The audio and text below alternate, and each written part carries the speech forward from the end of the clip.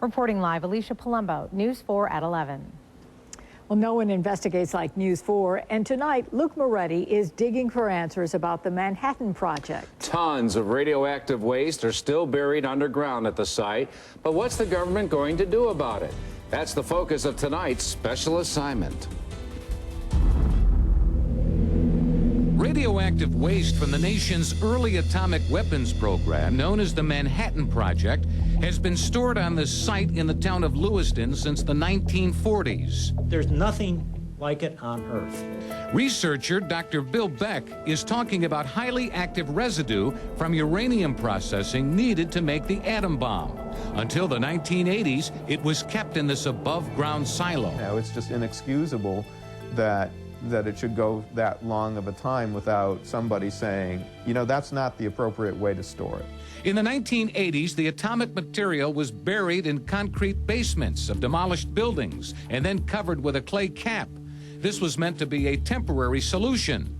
According to the government's own estimates, there's enough waste and debris in the ground to load it onto a single freight train that stretches 37 miles long. Eventually, the Corps of Engineers will make a decision on what should happen to this federal waste. The United States Army Corps of Engineers concludes that while there's radiological and chemical contamination present on the site, there's no imminent hazards to safety or health. Project manager Bill Kowaleski says it's designed to keep radon in and rainwater out. A study by the National Academy of Sciences in the 1990s concluded the containment cell would be safe for up to 50 years. But the Army Corps believes it'll last a lot longer. With proper maintenance like we're doing now, that this structure will be protected for another 200 years. I have no confidence in those conclusions. University at Buffalo scientist Dr. Joseph Gardella is a member of a community-based watchdog group which wants to independently verify the Army Corps conclusions. If an option is to store it, is to say that the storage site is going to be a 200-year storage site, what do we say about the long-term health effects? And so don't cloud the issue with with this seemingly bold statement that don't worry, there's no imminent health threat. Gardella and other community-based scientific and medical experts have another concern about the contamination moving. Did the Army Corps factor in the existence of underground utilities where the atomic material is now buried? And could this material migrate?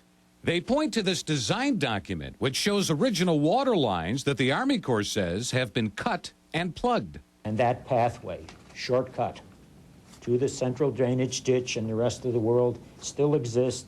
Air, ground, and water monitors are set up to detect chemical and radiological contamination. According to the Army Corps, there's been no movement off-site. What assurances do we have that Niagara County is going to be safe and the residents are going to be safe over that period? Well, a final decision on what happens to the radioactive waste is expected by 2011. The options include keeping the material where it is or moving it to another location.